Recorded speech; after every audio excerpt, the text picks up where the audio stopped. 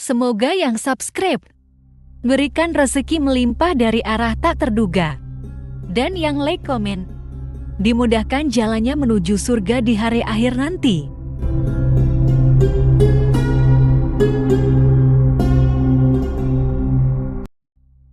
Suatu hari, saat kota Madinah sedang dalam suasana aman dan tenang, terlihat dari tempat ketinggian di pinggir kota, debu tebal yang mengepul ke udara.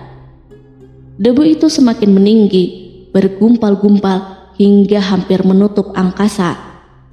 Angin yang bertiup menyebabkan gumpalan debu dari butiran-butiran pasir Sahara yang lembut dan terbang menghampiri pintu-pintu rumah di Madinah dan berhembus dengan kuatnya di jalan-jalan. Orang-orang menyangka ada badai yang menyapu dan menerbangkan pasir, tetapi kemudian dari balik tirai debu itu mereka mendengar sebersit kabar tentang kedatangan kafilah besar yang panjang. Tak lama kemudian, 700 kendaraan yang syarat dengan muatannya memenuhi jalan-jalan yang mengguncang Madinah.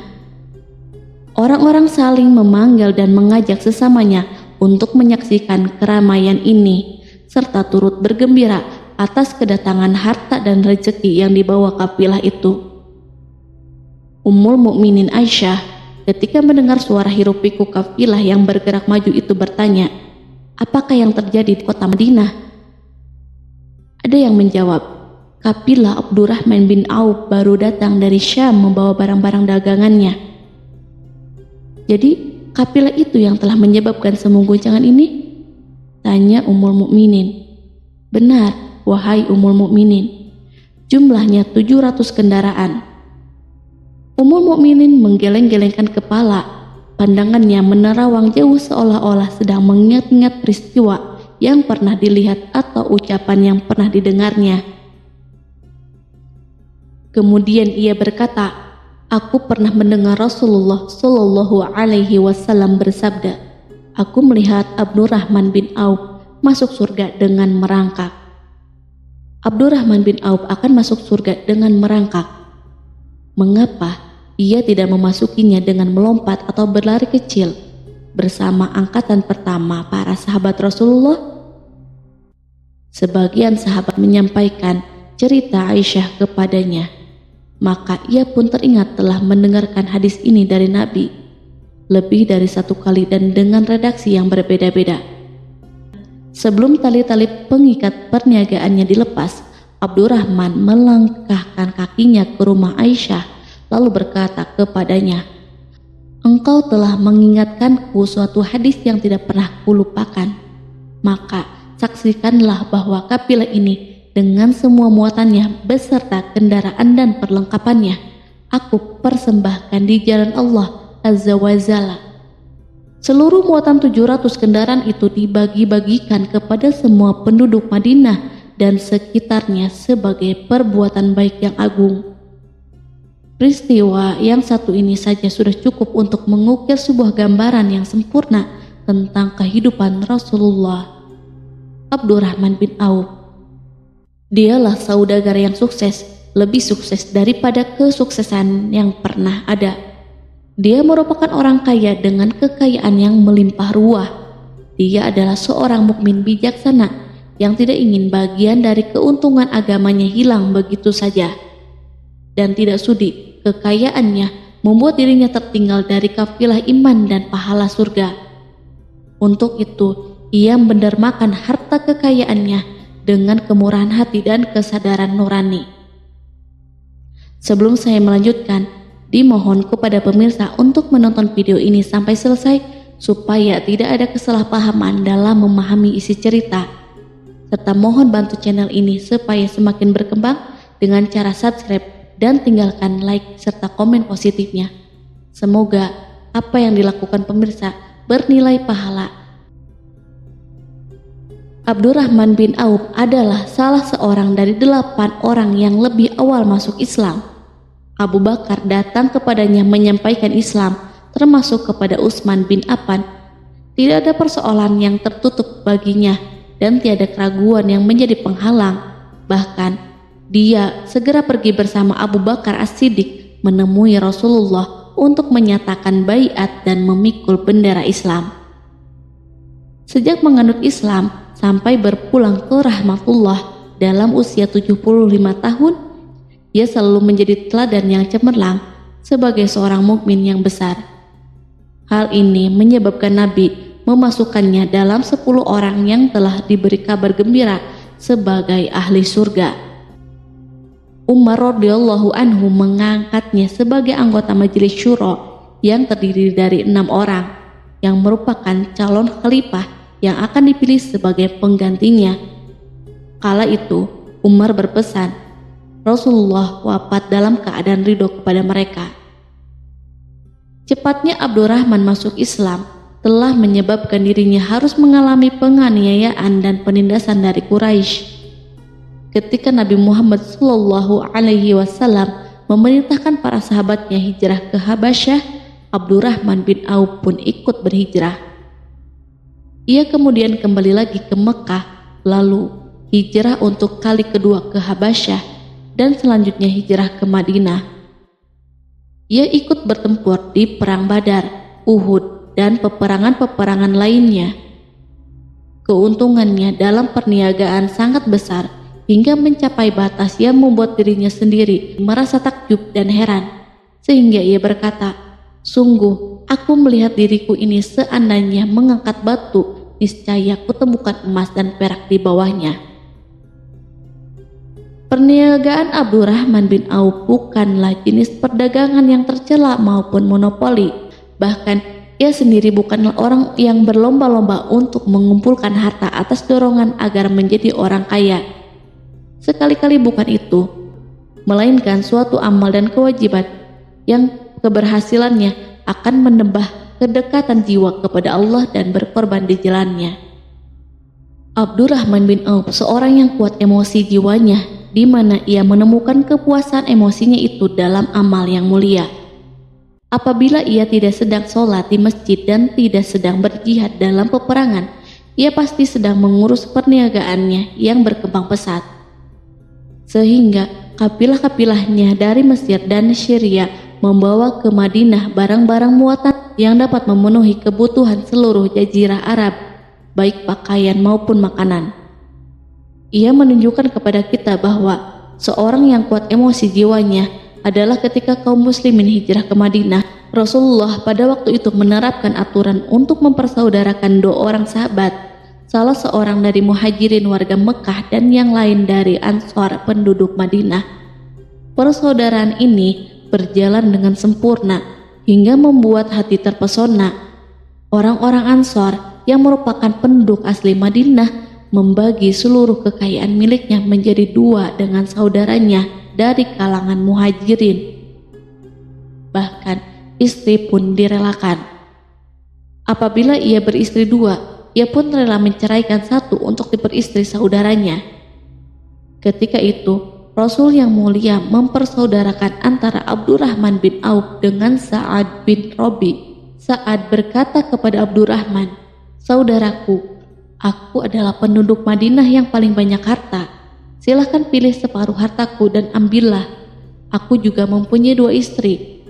Perhatikanlah yang lebih menarik hatimu dan aku akan menceraikannya, sehingga engkau dapat memperistri dirinya." Abdurrahman bin Auf menjawab, "Semoga Allah memberkahi dirimu dalam istri dan hartamu. Tunjukkanlah letak pasar kepadaku." Abdurrahman pergi ke pasar. Ia berjual beli di sana dan mendapatkan keuntungan.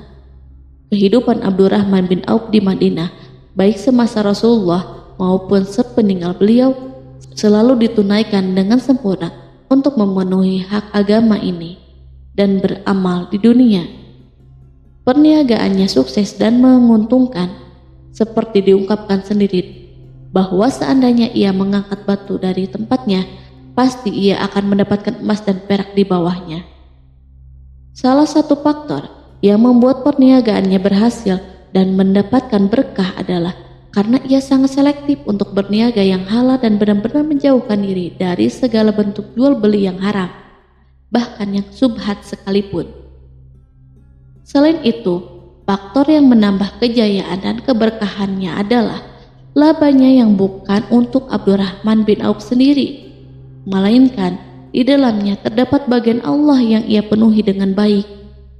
Ia menggunakan hartanya untuk memperkokoh hubungan kekeluargaan dan mengeratkan tali persaudaraan, serta menyediakan perlengkapan yang diperlukan tentara Islam. Bila total perniagaan dan kekayaan yang lainnya ditambah keuntungan yang diperolehnya dihitung, jumlah kekayaan Abdurrahman bin Auf itu dapat diperkirakan dengan memperhatikan jumlah yang dibelanjakan di jalan Allah.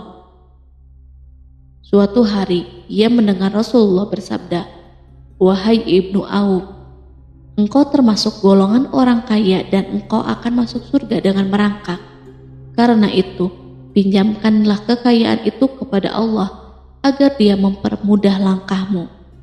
Sejak ia mendengar nasihat Rasulullah ini dan menyediakan bagi Allah pinjaman yang baik, Allah justru semakin melipat gandakan kekayaannya hingga berlimpah ruah. Suatu hari ia menjual tanah seharga 40.000 dinar. Kemudian uang itu dibagi-bagikan untuk semua keluarganya dari Bani Juhroh, untuk para istri Nabi, dan untuk kaum muslim yang miskin. Pada kesempatan lain, ia menyerahkan 500 ekor kuda untuk perlengkapan tentara Islam. Pada hari yang lain, ia menyerahkan 1.500 kendaraan unta. Menjelang wafat, ia mewasiatkan 50.000 dinar untuk diinfakkan di jalan Allah. Ia juga berwasiat bagi setiap orang yang ikut perang Badar dan masih hidup, masing-masing mendapat 400 dinar. Hingga Utsman bin Affan juga mengambil bagian dari wasiat itu, meskipun termasuk orang kaya. Ia berkata, harta Abdurrahman bin Auf halal lagi bersih, dan memakan harta itu membawa keselamatan dan keberkahan. Ibnu Auf adalah seorang yang mengendalikan hartanya, bukan dikendalikan oleh hartanya. Sebagai buktinya, ia tidak mau celaka dengan mengumpulkan dan tidak menyimpannya. Bahkan ia mengumpulkannya dengan tetap merendahkan hati dan dari jalan yang halal. Kemudian, harta itu tidak ia nikmati untuk kepentingannya sendiri, melainkan untuk dinikmati bersama keluarga, kerabat, rekan-rekan, dan masyarakat seluruhnya. Karena begitu luas pemberian serta bantuannya, ada yang mengatakan seluruh penduduk Madinah berserikat dengan Abdurrahman bin Auf pada hartanya. Sepertiga dipinjamkannya kepada mereka, sepertiga lagi dipergunakannya untuk membayar utang-utang mereka, dan sepertiga sisanya dibagi-bagikan kepada mereka. Harta kekayaan ini tidak akan pernah membuat kelegaan dan kesenangan pada dirinya selama ia belum menemukan jalan untuk membela agama dan membantu rekan-rekannya. Adapun untuk selain itu, ia selalu merasa khawatir terhadap kekayaannya. Suatu hari dihidangkan kepadanya makanan untuk berbuka, karena waktu itu sedang berpuasa. Ketika pandangannya tertuju pada hidangan tersebut, selera makannya pun bangkit. Namun ia justru menangis sambil berkata, "Mus'ab bin Umair telah gugur sebagai syahid, dan ia jauh lebih baik daripada aku. Ia hanya mendapatkan kapan sehelai kain yang jika ditutupkan ke kepalanya maka kelihatan kakinya, dan jika ditutupkan ke kedua kakinya terbukalah kepalanya. Demikianlah pula Hamzah yang jauh lebih baik daripada aku. Ia pun gugur syahid, dan saat akan dikuburkan hanya mendapatkan sehelai selendang. Dunia telah dihamparkan kepada kami seluas-luasnya, dan hasil sebanyak-banyaknya telah diberikan kepada kami. Sungguh, kami khawatir bila pahala kebaikan kami telah disegerakan balasannya di dunia." Pada peristiwa lain, sebagian sahabat berkumpul bersamanya menghadapi jamuan makan di rumahnya. Tak lama setelah makanan diletakkan di hadapan mereka, Abdurrahman menangis, sehingga rekan-rekannya bertanya, "Apa yang membuatmu menangis?" Ia pun menjawab, "Rasulullah telah wafat, dan semasa hidupnya beliau beserta keluarganya tidak pernah merasakan kenyang makan roti gandum. Apa harapan kita apabila dipanjangkan usia, tetapi tidak menambah kebaikan bagi kita. Demikianlah kekayaannya yang melimpah itu sedikit pun tidak membangkitkan kesombongan dan takabur dalam dirinya. Bahkan orang-orang mengatakan tentang dirinya, seandainya seorang asing yang belum pernah mengenalnya kebetulan melihatnya sedang duduk bersama budak-budaknya, niscaya ia tidak akan bisa membedakan di antara mereka. Tetapi bila seorang asing itu mengenal satu saja sisi jihad Ibnu Auf dan ujian yang dihadapinya, ia pasti langsung mengetahui siapa dia.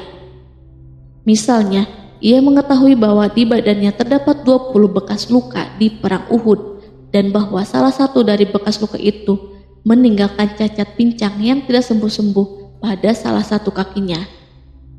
Contoh lain, beberapa gigi serinya rontok di perang Uhud yang menyebabkan kecedalan yang jelas pada ucapannya.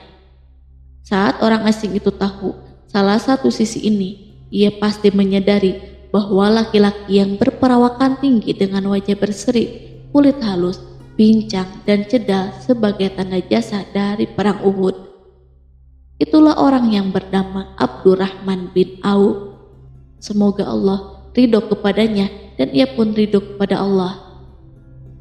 Kita sudah terbiasa memperhatikan tabiat manusia bahwa harta kekayaan itu biasanya menyebabkan seseorang selalu gandrung untuk memiliki pengaruh guna melindungi kekayaan mereka dan melipat gandakan pengaruh itu. Selain untuk memuaskan nafsu demi kebanggaan dan kepuasan pribadi. Semua ini merupakan sifat yang bisa dibangkitkan oleh kekayaan. Tetapi bila kita melihat Abdurrahman bin Auf dengan kekayaan yang melimpah, kita akan menemukan manusia ajaib yang sanggup menguasai watak dasar manusia dalam bidang ini dan melangkahinya ke puncak ketinggian yang istimewa. Peristiwa itu terjadi ketika Umar bin Khattab hendak berpisah dengan rohnya yang suci dan memilih 6 orang di antara para sahabat Rasulullah agar mereka memilih salah seorang di antara mereka untuk menjadi khalifah yang baru. Pada waktu itu, semua jari menunjuk ke Ibnu Auf. Bahkan sebagian sahabat telah menegaskan bahwa dialah orang yang lebih berhak menjadi khalifah di antara 6 orang itu. Namun ia menjawab, "Demi Allah, seandainya diambilkan pisau lalu ditaruh ke atas leherku, kemudian kalian menusukkannya sampai tembus, itu lebih aku sukai daripada menerima jabatan tersebut." Demikianlah saat awal 6 orang terpilih itu mengadakan pertemuan untuk memilih salah seorang di antara mereka untuk menjadi khalifah yang akan menggantikan Al-Faruq, Umar bin Khattab. Abdurrahman bin Auf telah menyatakan kepada rekan-rekannya bahwa ia telah melepaskan haknya yang dilimpahkan Umar kepadanya sebagai salah seorang dari 6 calon yang akan dipilih menjadi khalifah. Dengan demikian, kewajiban mereka untuk melakukan pemilihan itu terbatas di antara mereka berlima saja. Sikap juhudnya terhadap pangkat jabatan ini dengan cepat telah menempatkan dirinya sebagai hakim di antara 5 orang tokoh terkemuka itu. Mereka menerima dengan senang hati agar Abdurrahman bin Auf menetapkan pilihan khalifah itu terhadap salah seorang di antara mereka berlima. Ali mengatakan, "Aku pernah mendengar Rasulullah menyipatimu bahwa engkau adalah orang yang dipercaya oleh penduduk langit dan dipercaya pula oleh penduduk bumi." Ibnu Auf akhirnya memilih Utsman bin Affan untuk jabatan khalifah dan yang lainnya pun menyetujui pilihannya. Itulah hakikat seorang laki-laki yang kaya raya dalam Islam. Apakah Anda telah memperhatikan bagaimana Islam telah mengangkat dirinya jauh di atas kekayaan dengan segala godaan dan penyesatannya itu, dan bagaimana ia menempa kepribadiannya dengan sebaik-baiknya? Pada tahun 32 Hijriah, tubuhnya berpisah dengan rohnya. Ummul Mukminin Aisyah ingin memberinya kemuliaan khusus yang tidak diberikan kepada orang lain, dengan memberikan usulan kepadanya ketika ia masih terbaring di ranjang menuju kematian agar bersedia dikuburkan di pekarangan rumahnya. berdekatan dengan Rasulullah, Abu Bakar, dan Umar. Namun, ia memang seorang muslim yang telah dididik Islam dengan sebaik-baiknya, sehingga merasa malu bila dirinya diangkat dan disandingkan dalam kedudukan tersebut. Selain itu, ia telah membuat janji dan ikrar yang kuat dengan Utsman bin Maz'un, yakni jika salah seorang di antara mereka meninggal sesudah yang lain, hendaklah ia dikuburkan di dekat sahabatnya itu. Saat rohnya bersiap-siap memulai perjalanan yang baru, air matanya meleleh, sedangkan lidahnya bergerak-gerak mengucapkan kata-kata, "Aku khawatir dipisahkan dari sahabat-sahabatku karena kekayaanku yang melimpah ruah." Namun, ketenangan dari Allah segera menyelimutinya. Lalu senyuman tipis menghiasi wajahnya disebabkan suka memberi cahaya dan kebahagiaan yang menenteramkan jiwa. Ia memasang telinganya untuk menangkap sesuatu, seolah-olah ada suara yang lembut, merdu yang datang mendekat. Ia sedang mengenang kebenaran sabda Rasulullah yang pernah beliau ucapkan, "Abdurrahman bin Auf di dalam surga." Ia barangkali juga sedang mendengarkan janji Allah dalam kitabnya. Orang yang menginfakkan hartanya di jalan Allah, kemudian tidak mengiringi apa yang dia infakkan itu dengan menyebut-nyebutnya dan menyakiti perasaan penerima, mereka memperoleh pahala di sisi Rob mereka. Tak ada rasa takut pada mereka dan mereka tidak bersedih hati. Quran Surat Al-Baqarah ayat 262.